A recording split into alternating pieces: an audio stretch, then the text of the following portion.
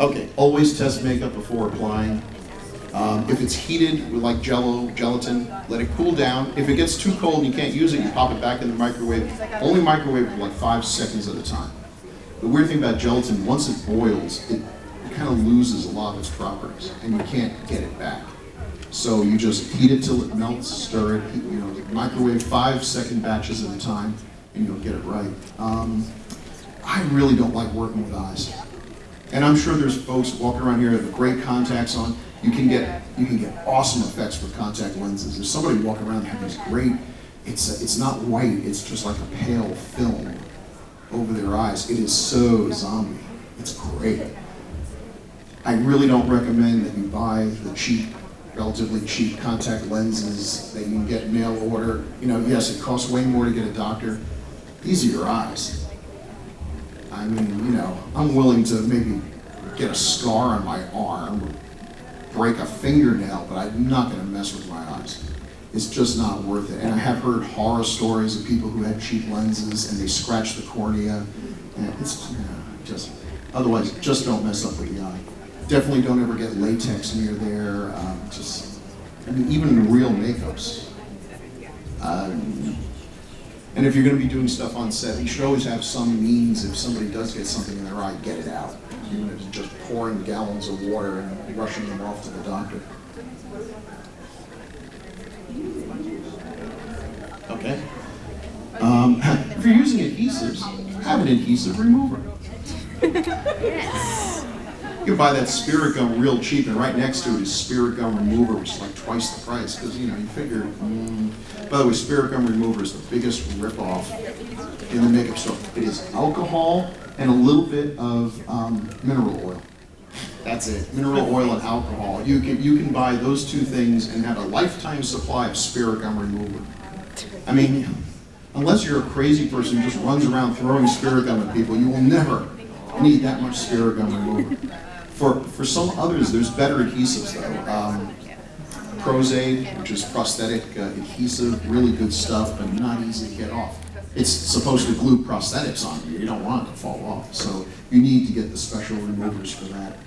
Don't use fire, really, or firecrackers. If you're going to use any chemicals in the mouth, use food. Most of the stuff you need, like fake blood, really, I don't know what other chemicals you really need to have in your mouth. You can pretty much make them stuff. Mouthwash. If you want to get white zombie. Whites. These are rotted, shambling corpses. He's been feeding on other dead people. He should not look like one of the Osmonds. You get some mouthwash. Just get some plain old mouthwash. Toss in some black food coloring. Swish it around. Spit it out. Oh, nasty.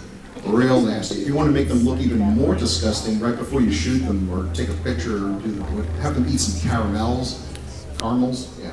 And all that stuff gets caught between their teeth. We know it's candy, but on film it looks just they haven't brushed in months. Make sure, but of course if you're making it with food, you probably don't have all those great preservatives that the companies have, so refrigerate it.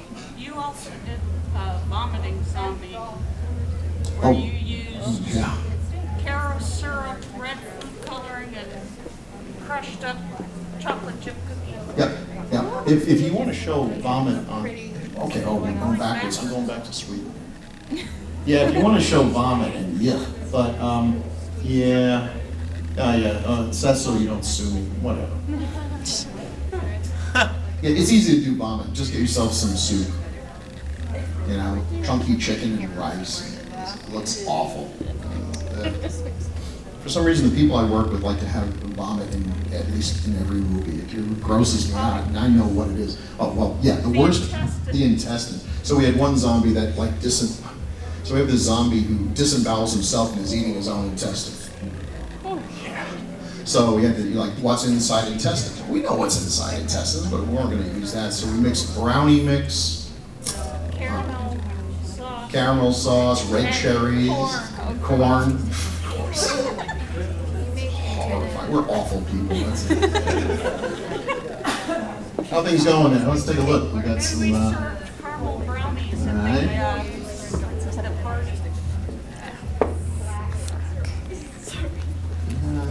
I'm not sure where they're going yet. Getting the base on, and this is how you do a lot of stuff. Get the base on and keep on building on top of that. For a basic makeup kit, I'll tell you a really good thing to get is like a tackle box. You know, a nice fishing tackle box holds all kinds of cool stuff. A lot of little things, a lot of different shapes and sizes. So what do you need for sure? Q-tips, toothpicks, paintbrushes. Get those cheap paintbrushes. AC Moore and Michaels, you know they got that 50% off coupon, use that. Never pay full price, it'd be crazy to pay full price then. Lots and lots of brushes. You go through a lot of brushes, especially if you're working with latex. Latex ruins brushes, just eats them up. If you can use the Q-tips instead, great, because they're cheap. Toothbrush, okay, so here's a really good thing. If you want to make makeup complete at the very end, after you've made your monster, your zombie, or whatever, you have an old toothbrush, or a new toothbrush, whatever, I like to use it. And you put the stuff, you put your liquid makeup on that and flick it. Flick, you get this spatter, it's kind of like poor man's airbrush. Real poor man's airbrush. Because those little speckles and everything make things good. The bad thing with makeup, if you just like draw something on, it's a straight line. That's not the way things look. You don't realize it until you look at your skin. Your skin is not one color. It's a lot of colors. It's actually all the colors. And you know, you take like one base makeup and you put it on, and immediately it makes it look unnatural, flat. That's good if you're going to put stuff on top of it. It's also good if you want to do a zombie. I mean, zombies are pretty easy. You pick a nice sort of pale, their own skin color and a little bit paler, and you just put it all over, and it kind of makes them look dead, especially around the lips and everything. It's still better to start doing some other modeling and stuff. That's my wife, Shauna, there with her hair. She's been scalped. Has nothing to do with the picture, with anything else going on there, but it's good. She's a really good sport. That was also the movie we buried her alive. Couldn't figure out a good way to trick that, so we just buried her alive. and then that was done to me last year, and I want to apologize because having now had it done to me, it's really not fun. It's totally not. I wasn't 6 feet under. I was only 3 inches under. It's pretty scary. It's not a good feeling. It's like, okay, can we end this now? Get a bunch of sponges. The cheap latex wedge sponges, they're good, but they're not as good as the sea sponges. They're more expensive. They just put on makeup way better. You want to avoid sharp edges and these things. That nice randomness, that just makes it look so much better. Let's see. Okay, liquid latex. If I had to pick just one thing, you're only allowed to take one thing with you. It would be no choice. Liquid latex. You can stick things onto your face with liquid latex. Latex sticks to latex, so if you have something you want to stick on your skin, you put a layer of latex. You put latex on the thing you want to stick, you let them dry, press them together, boom, you're done. You can my face is going back, right? And you're like, yeah, sure, whatever, with my car. Yeah, it'll come back. It just, it's like anything else. It just kind of sticks in there. And then the next thing they'll say is, this is how I'm going to look when I get older. No. You got to watch out. They have, you can buy different ones. They have flesh latex and everything else. You got to be careful. The latex, a lot of the latex you can get has a lot of chemicals in it. They put ammonia into it. And that keeps it from hardening. Then when you paint it on the skin, the ammonia goes away, and then it hardens. But in the meantime, ammonia is pretty harsh. I like to actually let it sit out a little bit, let it collect a little bit of air. And again, some people will be more allergic to it than others. The more expensive ones usually use something else, and that's why they're more expensive. But latex, you can do so much with it. You can make molds with it. You can make fake things with it, fake skin, fake limbs. Nowadays, most Hollywood uses silicone, which looks better and is really, really cool and is unbelievably expensive. That's way out of my price range. So latex and gelatin are pretty much the ones I would work with. Do not get it in your hair. Oh, and by the way, you've got way more hair on your face than you think you do, and your arms. And you'll find out just how much you have when you paint latex all over and pull it off. So for hairy guys, or if it's going to be up here, if it's going to be anywhere in your hair, use gelatin. You put it on my legs once. Oh, you know, this is no time to be bringing up family issues. We could spend all day arguing about who put latex on who. Let's see. The cream makeups, these are the ones you buy at the Halloween store. Hey, by the way, Halloween's coming real soon. Do not go shopping the first week when those spirit stores open, because the first week is all the stuff they didn't sell last time. It's a year old. Give it a little, don't worry, they'll restock with some newer material. It's terrible. I've gotten some stuff from them the first week that was unusable. And usually they're way overpriced anyway. The brew stacks are kind of cool. They have like a stack of 4 or 5 colors. You put them in order, you know, you can even just like dot them on your skin and then start smearing them around with the sponge and you get a really cool bruise. And bruises have lots of color. Oh man, yeah, if you ever have a black eye, it starts out as a black eye and then it's purple, then greens and yellows. I mean, the rainbow shows up eventually. So 30 minutes. 30 minutes. What time is it? What time is it? 6:42. So then we'll be done. We may actually end up doing. Keep going. Don't panic. Maybe we'll go. Let's say we'll go an hour and 15 minutes because we have time for that. Okay. Yes, question. I'm sorry. Say that. Hey, give him the next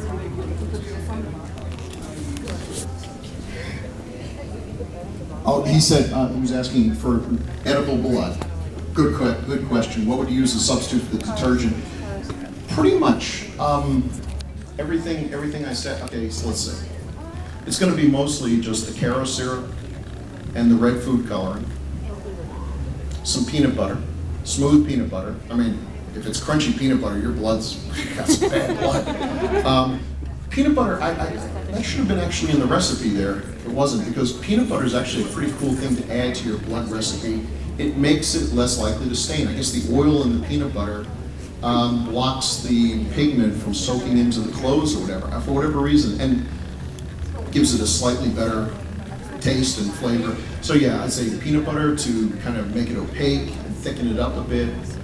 I might use dark Caro syrup instead of light Caro syrup, but that's personal choice. The food coloring. Pretty much, I'll tell you, you know, actually, pretty much the same recipe, and just take the soap out. The only reason the soap is there in the first place is to make it less likely to stain. Any edible blood you have is probably going to be pretty stainy, but it's mostly staining your mouth, and that'll go away in time. gel shaving. Well, yeah, we don't want to put that in your mouth. That is the secret, but she is right. I'm glad you brought that up.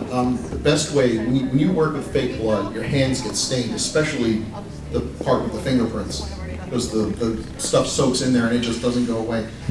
The single best thing to get rid of stains on your hands is gel shaving cream. Some people say menthol, I don't know, but the gel shaving cream does a great job. It soaks in there and just let it sit for a bit and wash off. I'm not saying your hands will be squeaky white clean, but they will be a lot less bloody than they were before. It's pretty good stuff.